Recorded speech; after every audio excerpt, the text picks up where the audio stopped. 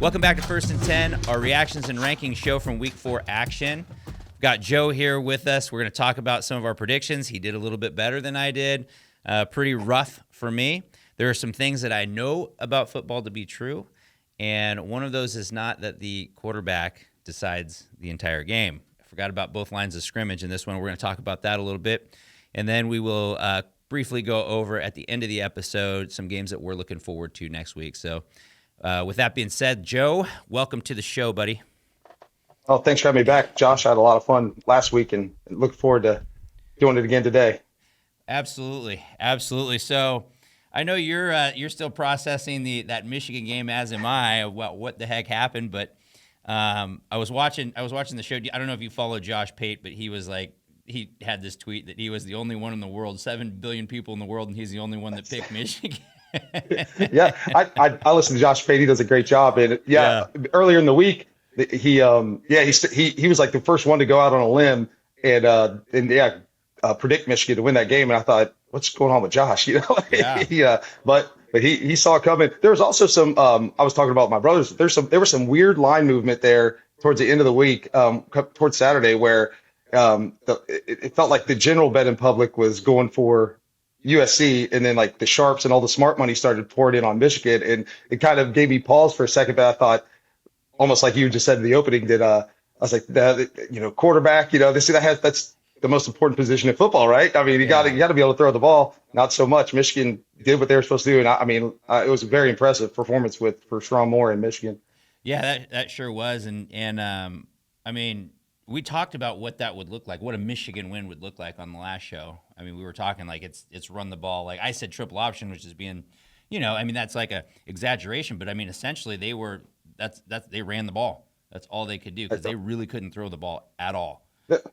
No, they finished that game with like 30 some yards passing. That's it. They relied on that offensive line. 2 years in a row they won the Joe Moore Award for the best offensive line in college football, and whatever Sherrone Moore has cooking there, he was the offensive line coach under Harbaugh.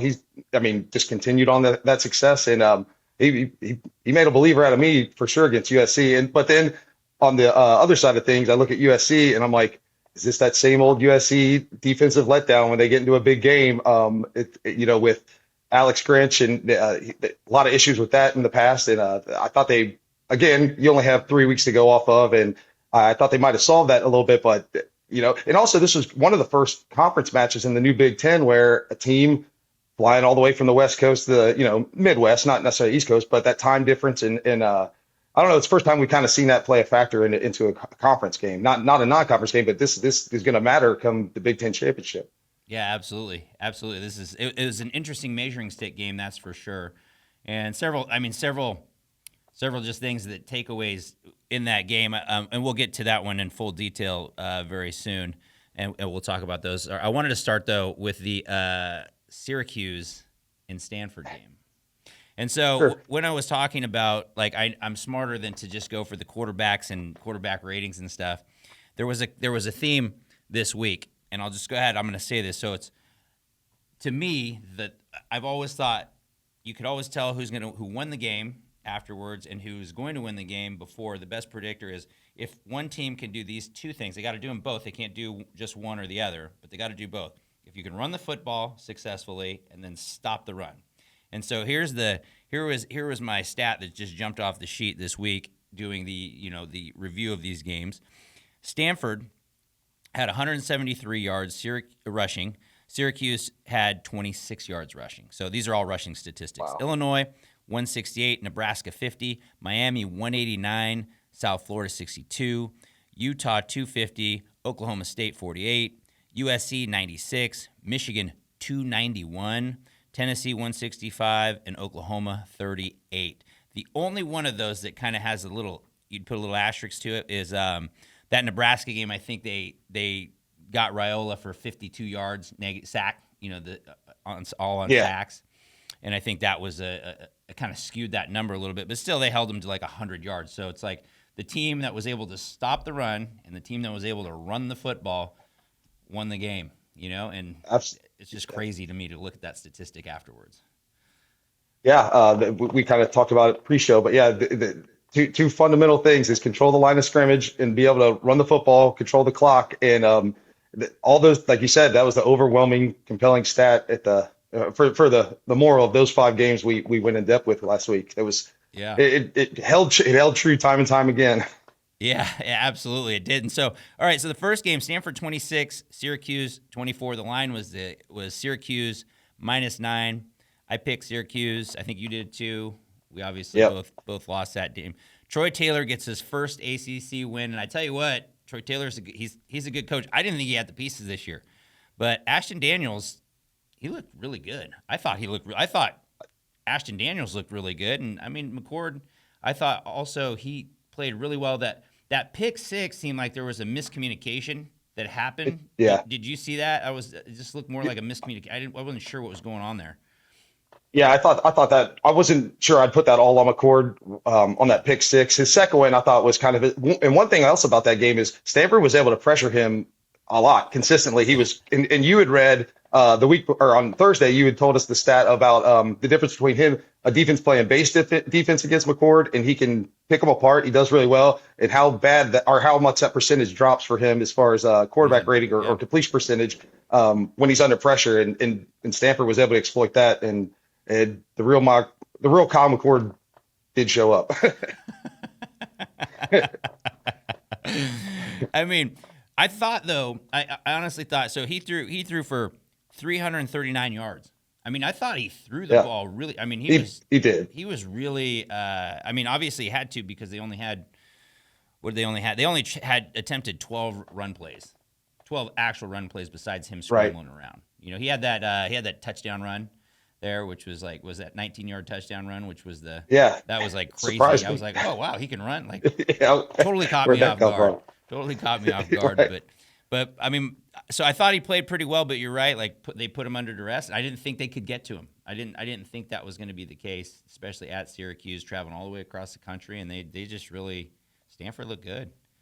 I can't believe I'm saying that. I think that exactly what you said is how I was kind of factoring things too. I thought Stanford flying all the way over. I thought being a home game for Syracuse, and they had looked again. They had looked so dominant in the first 2 games, and I thought Kyle had really turned the corner as far as maybe some of those.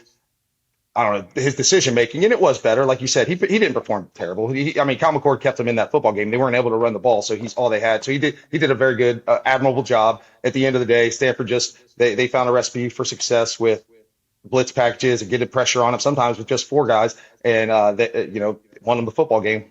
Great, it was a great game nonetheless. Yeah, absolutely. So that's going to be interesting. I'm going to pay a little bit more, closer attention to Stanford. They have Clemson. They get to turn right back around and travel to Clemson. That's right. I mean, it's just That's right. I doubt I'll be picking them this week too. But all right, so let's go to Illinois 31, Nebraska 24. That was the Illinois had 168 yards rushing, Nebraska 50, and then to be fair, they had about the 52 yards of sack yardage that went against that. So Nebraska was able to run the football a little bit, but not great. Raiola, I'm impressed. I mean, even though he was a little careless towards the end of that game with a couple careless things, he's trying to make plays, but some of the throws that kid made are just, I mean, those are very mature throws. Like those are Absolutely. He just, the Mahomes just saying it works. It worked. He really does kind of he kind of reminds me of him. He plays like him. He just. Man, I walked away from that game more impressed than less impressed with him for sure. Yeah, he's out there slinging the ball around. I mean, he almost threw for 300 yards, and they like and Luke Altmaier as well. I mean, Luke Altmaier, he played a great game for Illinois, and I mean both those quarterbacks really impressed me. But Raiola especially for being a true freshman, first top 25 game really, and to be able to hold his own, it was impressive. He like you said, he continues to impress. He does. But in the end, I mean, that was just it was running the ball. That was the difference in the game. Nebraska couldn't establish themselves, and Illinois towards the end of the game started to establish themselves a bit. And so I thought that was they did. That was kind of the. I mean, that was a really good football game. let's see. That one also was that one also kind of you had predicted before. I think this one feels like it was going to be in a dog fight. You know, it was going to be one of those just I don't say it was a sloppy game per se, but it was just both teams back and forth. And but yeah, in the end, like you alluded to, the team that rushed the ball won the football game. But yeah, it was a good game. Yeah, that was a good one. So be keeping an eye on Illinois a little bit more. Like when you win, we keep an eye on you a bit more, right? That's kind of how it goes. That's right. Yeah, when you lose, you move on. We're like, get out of here. No. Yeah. You got to work your way back in. I know. You can only pay attention to so many games on Saturday. My wife, she'll be like, all right, we're like, really? Like, right. She knows what I do, but it's still, it's funny. It's like, you start just like spreading around and watching. I find myself on Saturdays watching just random games sometimes that catch my attention, and it's really more for the transitive property. I find myself trying to justify like things that I'm thinking, watching the K-State BYU game this weekend. Like that was one of them, I was like, yeah. I think early in the year, that's all you really have to go off of because the rankings are, they don't matter. They're just obviously a couple poll writers' opinions, and the coaches don't really fill out their own ballots. You got some student ID guy filling out the ballots. So yeah. all you have is the games teams have played against each other, and to compare the two right now. Then we're getting there. So come about week 7, week 8, week 9, you can really start to see who these teams are. And but as far as like you said, so many games to watch. I use YouTube TV and I try to do the 4 split screen thing. I can't do it. I can't pay that because the sounds on this one. I'm looking over here. It was third down over here. I thought it was third down. I gotta focus on one game. Yep. All right. So Miami beat South Florida. They went down there and they won 50-15. That line was 16.5. Miami to cover was the pick. Miami rushed for 189 yards. South Florida for 62. Now that game flowed.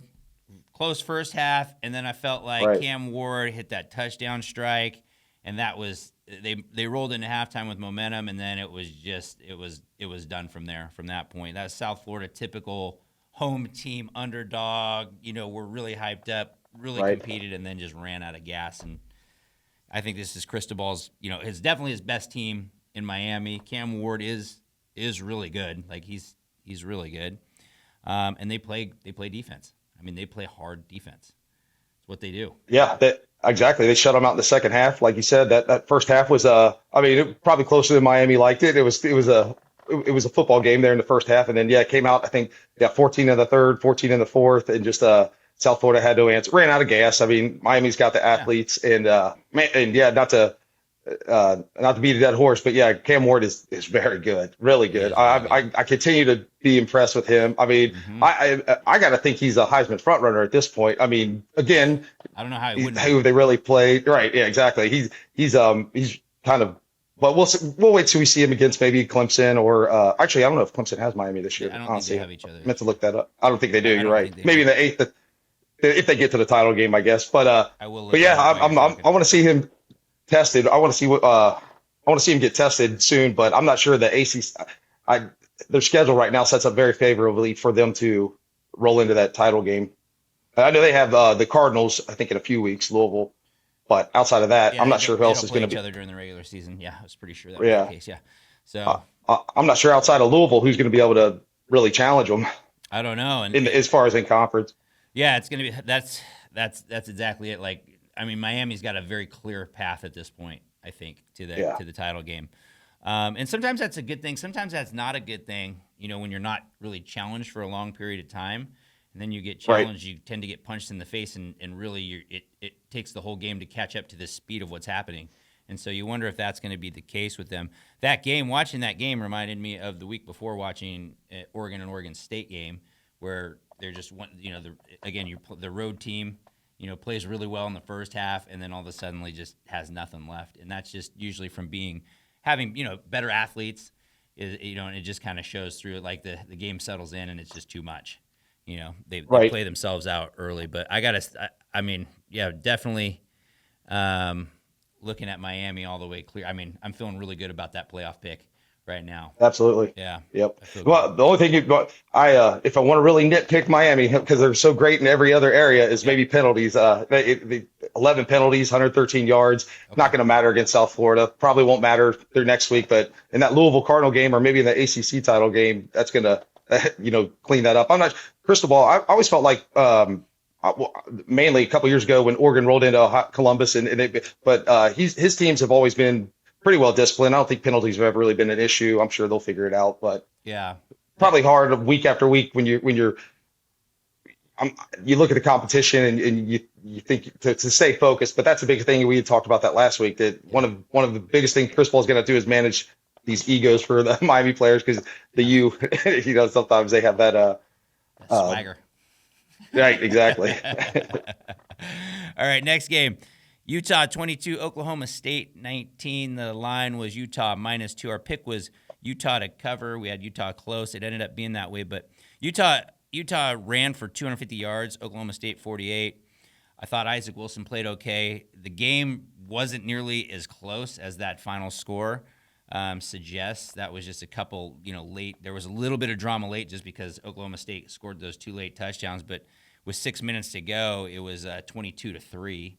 It was, Right. it was total. It was total lopsided. Utah was just, their defense is so stout. They played a really great game for about 55 minutes. One with the freshman QB, so no Cam Rising, Right. which makes it more impressive because Isaac Wilson, I thought he did good, okay. He threw a couple interceptions. I don't think Rising's throwing. It just is. There's an efficiency that's not there right now for their offense, but it'll be much different, obviously, I think, when Rising comes back. Not that Isaac Wilson's not good. I think he's actually a pretty good quarterback, but he's it's kind of typical freshman, stuff going on there. And so, anyway, so I got to think that right now Utah is the class of the Big 12. What are your thoughts on that game? I agree completely. I was so impressed at how balanced Utah was. I mean, they were 200 yards passing, 250 yards rushing. And then the one thing we had previewed before that game was Oklahoma State, their defense, it was giving over 400 yards a game, total yards. And so that was the one caveat about them. And still, they haven't been able to get Ollie Gordon going. I mean, he's Doak Walker Award winner, and he still hasn't been able to, I guess, get to the level that he was at last year. Yeah, definitely. But I guess, when you're the reigning, top running back in college football, that's what teams are going to go. They're going to game plan against you. So I'm sure that's also something he's got to battle as far as when opposing teams are game planning against him. But very impressive for Utah. They came in there and, like I said, well balanced. Like class of the Big 12 right now for sure. Yeah, that especially with K-State, the way they got walloped at Provo. I mean, Right. we'll get to that in a moment. But all right, so the game that we want to you and I were started with was USC 24, Michigan 27. Line was Michigan plus 5.5. Pick was USC to cover. That was both of us. And Michigan had 291 yards rushing. USC had 96 yards rushing. I thought the Trojans played with some grit, because they were down for a good part of that game, and then they kind of reared their head. They got the lead at the end, and I thought they were going to win at that point. But because I didn't think Michigan could come down and score when they had to. Right. that was my honest to God feeling about the game. I'm like, well, USC's just got to do one thing for one drive, right? They got to shut them down. These guys can't throw the ball, and I was fairly certain that USC was going to pull that game out. I thought USC might even still cover, get a turnover and get a stop, and then just go down and punch it in. So I was remaining hopeful in there. But Will Johnson, he impresses me. That defense of Michigan impressed me. Right. So I was impressed. I mean, they're not like they were last year, but they're still. I mean, they rose up when they needed to, tackled pretty well. They did some things. Their secondary, played well when they had to. They started to leak a little bit in the second half for sure. Right. But that was a big boy drive by Michigan at the end. I mean, Yeah. The defense knows exactly what you're doing. It's a gotta have it. It's the game on the line, and they go. I mean, even that fourth down, the last play, crazy. Yeah. Like they had guys right there. It was just man on man. Like, what do you do? What do you do? Right.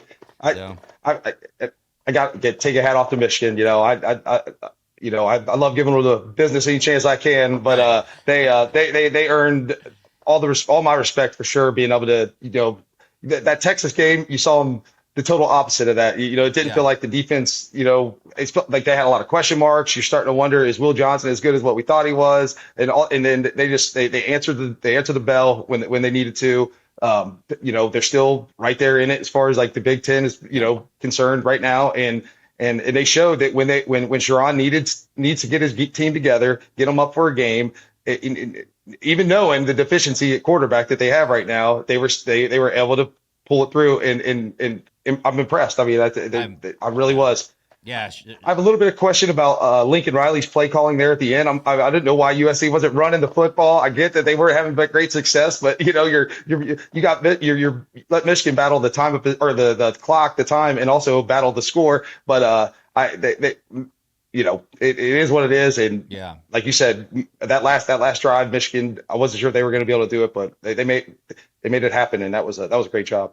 Sharon Moore, like to me, that was just an impressive coaching job because he did not have a lot to work with. I mean, he's Right. got obviously he's got guys there, but they really played as a team because I thought Zeke Berry, I follow him a little bit because he's from De La Salle over here, and he played a really good game at safety, tackling, coming downhill, and some of those guys, the secondary, the safeties in particular, tackled really well, I thought.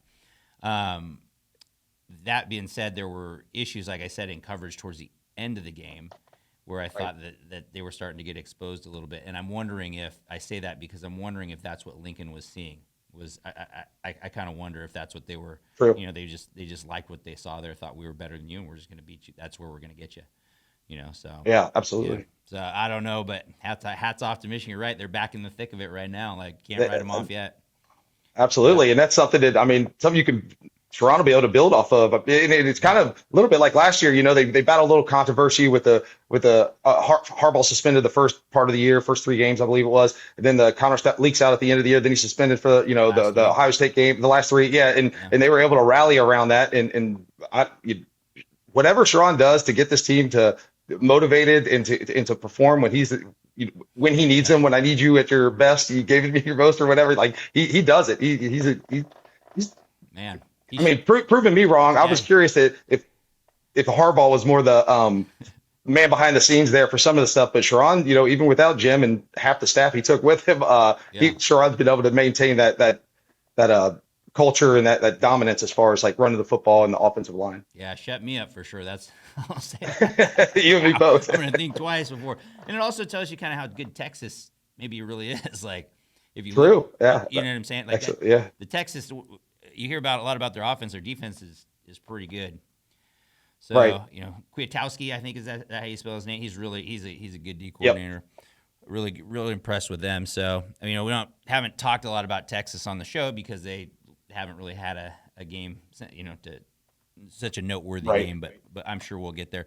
All right, so Tennessee, this was the big game. Tennessee 25, Oklahoma 15. The line was Tennessee -7. The pick, my pick was Oklahoma money line. That was a dumb pick. So that was about as good as my Purdue pick last week. And then you picked Tennessee to win that game. So win for you. Tennessee had 165 yards rushing to 38 yards rushing of Oklahoma. And my takeaway was Oklahoma's really bad on offense. I did Right. like Yeah. I will say this though. I think if Hawkins plays that first half, that game could have been more competitive. I think he actually looked much better as he settled. It took him a minute to settle in, right? It took him a little bit. He was a little Right. jittery. He's got to learn to bail, I think, properly and not lose so many yards when he's under pressure. Like you saw some like just inexperience, like him running straight backwards, but on the path of the defenders coming, he's just going with his momentum instead of bailing Right. out, like kind of reverse pivot bail out, the opposite way, which a lot of quarterbacks are taught to do. So there were certain things in there I thought for sure that could improve on, but I was impressed how he got better as the game was moved on. And so Tennessee, that defense though doesn't get talked about much, but I think they're stout up front. Nico Iamaleva looked solid. I'll say. Far from perfect. I'm impressed when he scrambles. He threw a couple big boy throws.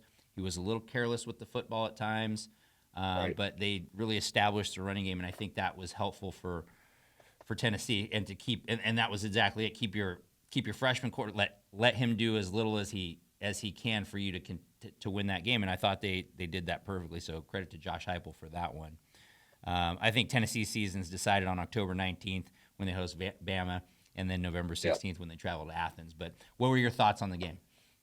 I came away so impressed with again, maybe this has more to do with how lackluster Oklahoma is on offense, but Tennessee's rush defense. I mean, they were 34 rushes Oklahoma attempted, and they were only averaging 1.1 yard a rush. I mean, that's just I phenomenal to me. Then Yeah. 36 yards total for the game or whatever it was. But yeah, that I just again, it's kind of like with USC in a way, like, as far as the SEC goes. I always viewed Tennessee as like the USC of, or vice versa, USC is the Tennessee of Pac-12, Big Ten now. Yeah. But where great offense, innovative, high flying, fun to watch, but the defense.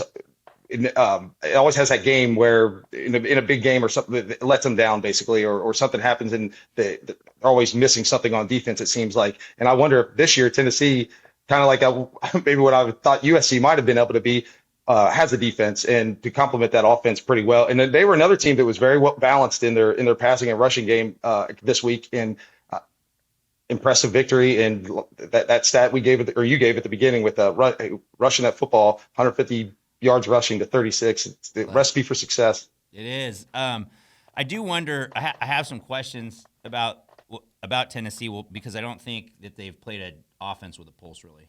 Like I don't know how True. NC State's offense is. I can't imagine it's that great, right? But they've literally. Right. And we saw what Oklahoma's was. Oklahoma, they just got they were able. The defense was able to create some havoc. They were able to Right. to get Tennessee off script. They were able to do some things, and obviously Tennessee's got Brew McCoy. Like that guy's really good. They've got some guys, but I think that we're going to see a lot. We're going to learn a lot about that defense coming down the stretch of the season, and so it'll be interesting because I don't think they're going to perform kind of how they have right now. I mean, dominating Right. bad teams is a good thing, and I think they're pretty Right. good. That's where I wonder. That's the question mark that I have, and you mix that with having a freshman quarterback, and we'll see. I still have them in my rankings, but at the end of the season, I think their schedule's pretty favorable too. So It is, absolutely. yeah, And yeah, like you said, they're another team that these first 4 games or 3 games, they haven't really, Chattanooga, NC State, and so have they been tested yet? Probably not. I mean, Yeah. probably not. And even in this game where it was at this time a ranked opponent, those offensive numbers that were just through the roof, they're starting to come back to Water finds his level. They're come down Yeah. a little bit. It wasn't the 300 yards passing, 300 yards rushing that we were seeing before. So you wonder a team that's able to maybe control or have a better offense and hold the ball longer, or be better on offense than what Oklahoma was able to be, keep the ball away from Tennessee's offense. In a game like that, how are they going to respond? So, and like you said, here soon we'll find out as the SEC continues to progress. And that Alabama game, that'll be a fun one to go over when we get there. yeah, that will be. Okay, so games we didn't cover. So late night, I turn on the BYU K-State game out in Provo, and I'm like, I'm gonna go watch my guy Avery Johnson. Didn't look nearly as good. Right. I'm like, okay, so remember how I said maybe next year.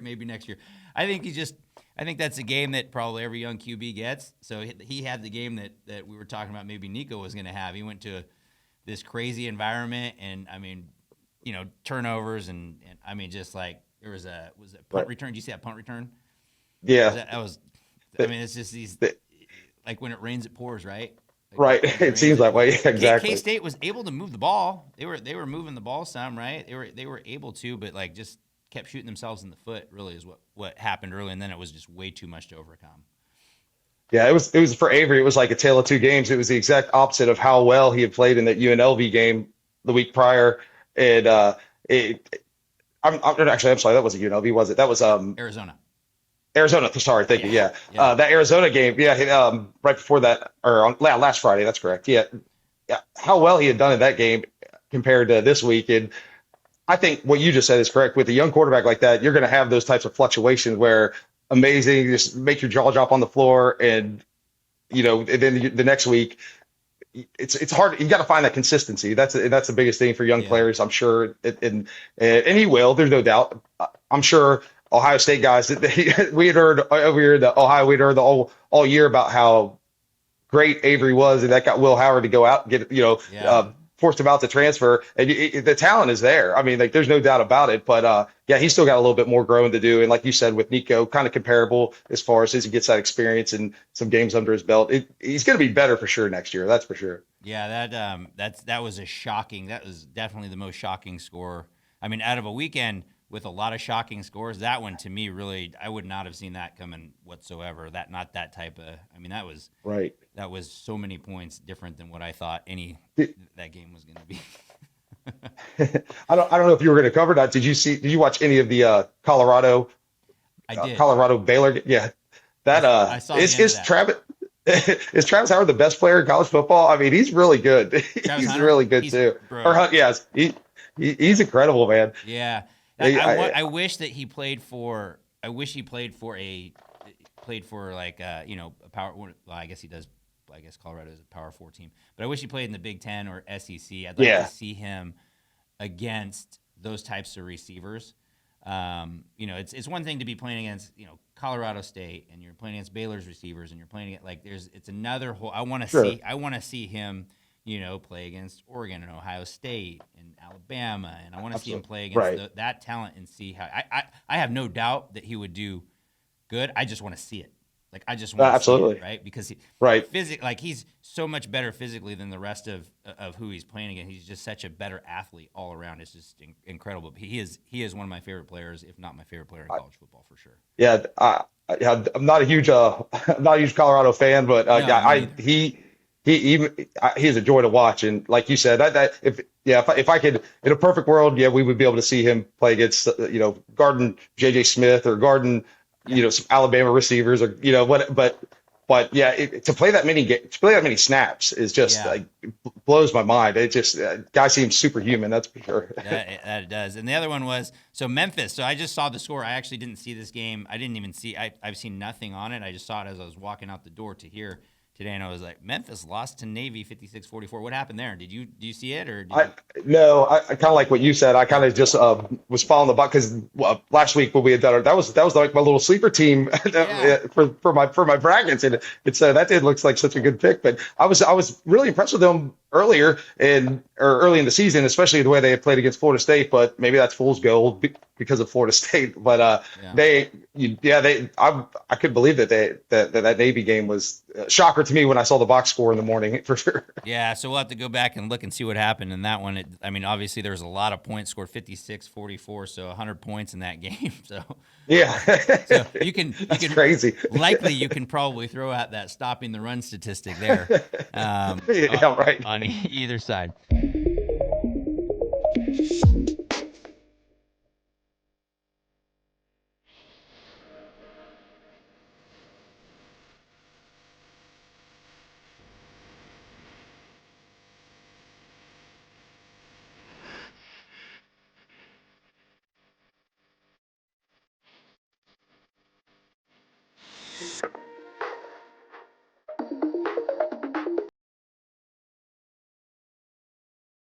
All right, so new rankings. All right, so I've got my new rankings out. You got yours ready? I do. Okay, yep. so mine are. How do you have your rankings? Do you have them in the end of season predictions, like in that format, or are you like more like an AP top 25? No, I have them as as far as like up to this point. I guess like for me, up to this point where I would think that they will end at the end of the season, as far as like top 4 with the bye week and whatnot. Gotcha. Okay, so you have them in basically bracket rank. Correct. Okay, so yeah, go ahead, shoot. Okay, my first I got Ohio State at 1 with the bye, Texas 2 with the bye, Miami 3 with the bye, and then 4 Utah. 5 I would have right now. I have Alabama. Nothing changed there as far as last week's rankings. They were on a bye, obviously. So, but then I would and then I'll have. I guess I'll do it this way. I have them next. I have 6 at Tennessee. 7 I have Oregon, and 8 I have Ole Miss. And then I would have 9 I have Clemson playing Ole Miss. 10 I have Penn State playing Oregon. 11 right now, Georgia, because I just think that schedule is brutal. But I think they could. I think that being Georgia, they could sneak in with maybe 3 losses. I don't know. There's a lot of SEC teams in this right now. It probably won't ultimately end up this way, but right now, and then 12, I hopped on the NIU bandwagon, and I got Northern Illinois in Okay. there. Okay. All right. What do you have? First four out? uh, I didn't do that this week. I'm sorry. Okay. I No, no, did no. that All last good. week, All but good if you yeah. don't. Okay. So, all right. So we have definitely some disagreement on it. So that's good. I think Georgia, I've got them still as one. My thinking on this is still got to beat them. And so Yeah. until I actually see it happen, you can have a bad game against Kentucky. That's fine, right? But you're still Georgia. They still got one of the best rosters, if not the best roster around. Like, I mean, them, Ohio State, right? Texas, they have an elite roster, elite coaching. And so I think Kirby Smart will get that figured out. I've got Ohio State as 2 coming out of the Big Ten. Ohio State, I will say a note on Ohio State. I watched Will Howard for a little bit, and I wasn't probably as impressed with him throwing the ball. And I wonder if a defense comes in is able to stop the Buckeyes from running, because we know that's what Chip and that's what Ryan Day want to do. Is they are from that school of, definitely run the football, and then the teams that have been able to beat Chip in the past, they make Right. him Yeah. they make him pass the football, because a lot of times the concepts aren't there for throwing the football. And now obviously with Ryan Day there, Ohio State has, they've got all these receivers, they've got guys. This is a different type of offense or athletes than Chip Kelly's really had. Better. But I do wonder a little bit. I watched him throw the football, and I'm wondering if he can make those big boy throws under pressure. You guys have had guys that could do that. I'm not convinced yet that he is. So that's why they're not at 1. And Ohio State's my preseason national championship pick. And so I have them at 2. And I know you'll comment on that, Bill. I know you have some comments Sure there. thing. Yeah, Utah, I got at 3 for the Big 12. Miami, 4 coming out of the ACC. And then I've got Texas at 5. And Texas and Georgia would be the 2 that I would think would be there. But I've got Texas at 5. I've got Oregon 6. Tennessee at 7. I think they'll drop 1 game. I think Tennessee will probably be a 1-loss team that doesn't have to play in the championship game. Alabama, I've got them. I think they're going to be a 2-loss team at the end of this. Ole Miss, I see them with 1 loss as well, but I have them ranked in front of Alabama because I think Ole Miss is going to lose to Alabama. And then I've got Penn State, and I'm keeping USC in there based on what I saw. I'm going to keep USC in there. I thought about Missouri. They just didn't look very good this week. I thought about Notre Dame. I think they've still got some stuff to prove, and they could very well be there at the end. Boise State may get UNLV to jump in there, and Michigan is my last team out of the first 4 out, just because I don't think you can sustain what they did on Saturday. You're just not going to sustain that against, and you're not going to beat an Oregon team like that has better guys, and you're not going to beat Ohio State. And do they play Penn State? They do, right? They play Penn State. I can't remember if they do or don't, but I just don't. I see some losses on their schedule, and I think they may be, in the outside looking in is what I think. So. Yeah, and you really have to be concerned about Orgy too. I mean, like is he going to be able to hold up under a season of that type of offense? And I thought he might get hurt in the USC game. He was taking some shots. So that's got to be concerned. You can do that high school football. I have a hard time believing you can do that in college football with the type of schedule and the type of athletes they play. They're going to get figured out, and it's usually like a rude awakening when a game like that happens. Right. I mean, and you can, to me, you can only be that one-dimensional for so long in a conference like that. So, I agree. And there's such a I'm sorry. Yeah, no, somebody's going to come and get up 3 touchdowns early, and you're not going to be able to play like that. Right. And there's such a variation in their offense with each quarterback. It's not like the next guy can just roll in and beat Alex Orgy. So you got then what do you do? I mean, I'm sure they game plan for that scenario, but yeah, it just seems like a really hard thing to sustain, like you said, over the course of as long as the football season this year is going to be. Yeah, unfortunately, I mean, they've got a lot of pieces there. It's crazy to me that they have the quarterback situation that they do. It's absolutely It does. crazy. It blows your mind. Yeah, it's crazy. So, okay, so what are you going to say about Ohio State? So I made some comments there. Yeah. Yeah, I agree with you. I mean, it is a concern. We've seen it just in the first couple weeks where receivers, JJ Smith's running, I don't know, wide open downfield, and Will Howard just hasn't been able to get him the ball. He's waiting on it. And there's been a couple of his throws. I've been very impressed with him as far as like, I mean, is this type of offense, Chip Kelly's offense. He is like maybe a poor man's JT Barrett. As far as like JT Barrett was a lot better as far as running this the spread option and running the zone read. I'm sorry, and so he was in great decision making. Urban just loved to put the game on the line, put in JT's hand, and the guy was just a pro as far as it comes to running that type of offense. And Will Howard, I thought he's been impressive in lots of areas, but throwing the ball deep, I should say, or throwing a pass over 10, 15 yards is kind of concerning right now. And in the tight end issue, Ohio State, they need a tight end to step up, because I watched a lot of Chip Kelly as far as like offense before once he was announced as our offensive coordinator. I started watching some film on Chip Kelly, and everything I saw, he likes using the tight ends. He likes throwing the tight ends.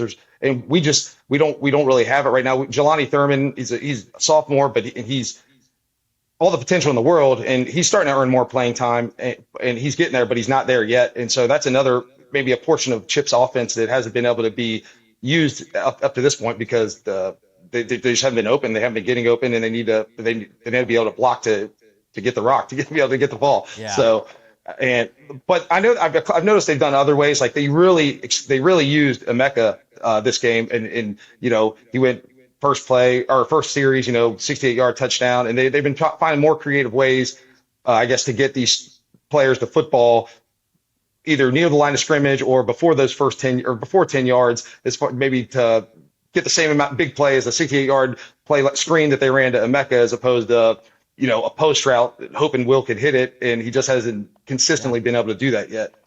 Yeah. That's the one little pause that I have, with Ohio State. Right. I mean, to me, Utah, they look definitely like the class, but who knows? I mean, Arizona's got T-Mac, who I think is the best wide receiver in the country. That game coming up this week. So I think they're at. Yeah, he's impressive. Yeah, T-Mac is. I mean, he's definitely, in my opinion, he's going to be the first receiver off the board, and he should be your Biletnikoff winner. But I mean, we'll see how that goes, but I think he's special, and Miami has a clear path. Is kind of what we were talking about. So, any other thoughts on the rankings? Notre Dame, I could absolutely, I could see that they have. If they're able somehow to finish the year with one loss, they'll definitely be in the playoffs. They struggled with Miami of Ohio. That was I thought Marcus Freeman was going to get fired at halftime. I didn't know what was going on there, but they pulled it out. A win is a win, and so it just. Gosh, he really struggles against these like teams that he should beat. It's crazy. I mean, you go to Purdue. So I thought Purdue was supposed to be like, I'd been hearing that they had some guys that are going to be good, much improved, and then Purdue, they go to Oregon State, get shellacked by Notre Dame, and they go to Oregon State and they get shellacked by Oregon State. It's like, wow, right. We really misread that one. I mean, I did. I misread it a lot, like a lot. So I think there was a report that like some Uber drivers were dropping the Purdue players off very late at night, and they said, don't you guys have a game tomorrow? And they're like, no, it's Oregon State, we're good. Oh wow. Yeah, I was like, oh wow, okay. Yeah. Okay. I mean, they found out apparently. So, yeah, they did. I mean, nobody's that good to take an opponent like that, but. Absolutely not. Yeah, so that's the fun thing about college football, though. So unpredictable. The transitive property is super dangerous. We look at stats, we break down stuff, and it's just like, but you still got to play the game, and it's just really about matchups and coaching. There's so many, so much nuance to the game that's why. I mean, I feel like that's why we love the game too. Right. So true form. No. Absolutely. Yeah. I was just gonna say the other team I really want to start to keep an eye on is Clemson, because there's kind of they only lost to Georgia. Lost to Georgia first game of the year, and Dabo's been catching a lot of grief because it just hasn't been the Clemson that we saw win 2 national titles, a few years ago. Yeah. But they still have the athletes. They're still there lurking, I feel, in the ACC. So they'll be fun one to keep an eye on too, as they slowly try to work their way back into playoff rankings. Absolutely. So some games this week. We've got obviously the big game, Bama, Georgia. I mean, that's the game that you got to watch. Right. You've got Louisville travels to Notre Dame. So that to me that's going to be a really good football game. One that I'm interested in watching right now is Fresno State at UNLV. A little bit. A lot of these are just measuring stick games for me, and that's partly because Fresno State was in that Michigan game until the very end. I mean, they were in that game until well into the fourth quarter. They were in that game, and so you got to keep an eye on that one. Ohio State at Michigan State. Jonathan Smith, right? I'm really kind of interested in that game to see, because Michigan State's obviously improved from, and Jonathan State's as good as a football coach as you're going to get, and he's as good as what he's really good at is just getting every ounce of what he has. That's what he had to do at Oregon State. I don't think most people understand how good of a coaching job he did at Oregon State, because that is a program that does not have a lot of resources, right? He was, one of the reports that he left was he was sick of giving players NIL money out of his pocket. Wow. Think about is that true? Yeah. He was paying kids NIL money out of his own pocket. Here, I got to give this to the collective to give to that kid. What is that? Right? So he did more with less there, and I think just the success they have, I'm excited to see how he's going to – those guys are going to be a tough out, and maybe they get crushed this weekend or whatever and, lose a lot of games this season. But over the next couple of seasons, he is a builder, and he will do it methodically, and to me, he's a super high IQ guy, really good offensive mind, just really good football mind. So I'm excited to kind of see that as a little bit of a measuring stick game, as well as Oregon at UCLA. First conference game for the Ducks in the Big Ten, but against a very familiar foe. So, so that's going to be interesting. That one's down in LA, and then Stanford at Clemson, as we talked about. I'm interested to see that game and any others that come up this week we could talk about. So on our prediction show, which will air Thursday. So yep. So air Thursday, we'll shoot Wednesday for that one. Sounds good. Any other games you're interested in seeing? No, right at the end, you had mentioned the one we had segued into, but that Stanford Clemson game, we had talked about at the beginning of the show, as far as Stanford having to go back over to the East Coast and do it again at Clemson. But and then watch how Clemson battles a team that was able to just beat a ranked Syracuse team. So I don't know if Syracuse is ranked or not, but they and the other one I would like to watch is the UK Ole Miss game. I think they play each other this week. Oh yeah, that could be interesting. That'll be interesting. Granted, UK's going down to Ole Miss, but that'll still be fun to keep an eye on, just for obviously the way they played Georgia, and so we'll see if they can muster that same energy, and maybe this time instead of punting, they'll go for UK will go for it to win the game instead of kind of playing not to lose. I tell you what, Troy Taylor, another great coach. So so he came from Folsom High School. So he's Folsom High. I think he was like an OC or something, maybe at Cal before. I can't remember exactly, but I know he was. So starting at Folsom High School, he turned that program completely around. They built it really from the ground up. Started winning state championships. He moves on. Goes to Sac State, rebuilds that. Have tons of success at Sac State. Puts Sac State, in the playoffs, winning playoff games and whatnot at the FCS level, and then gets his shot at Stanford. And one thing about Troy is he has won and he's built wherever he's gone. And so to see him beat Syracuse and travel across, you gotta look at him, and you gotta say, okay, what pieces does he have? What's he missing? Because he's another coach that gets a lot in everything out of what he has. And so it seems like it. Yeah. I mean, I think people will start paying attention. I mean, you go in and you beat Clemson, and everybody's going to be talking about you. Right. Oh yeah, absolutely. You know what I'm saying? So he'll be a hot name. Yeah, definitely. He's a good football coach. So, so that'll be an interesting one to cover. But we'll get to that, like I said, on Wednesday. Sounds great. Looking forward to it. Okay, awesome, man. Thank you so much for joining us. Sure, man. Thanks for having me back. It's been a blast. I really enjoy talking college football with you. All right, we'll see you Wednesday. All right, see you, buddy. Yep.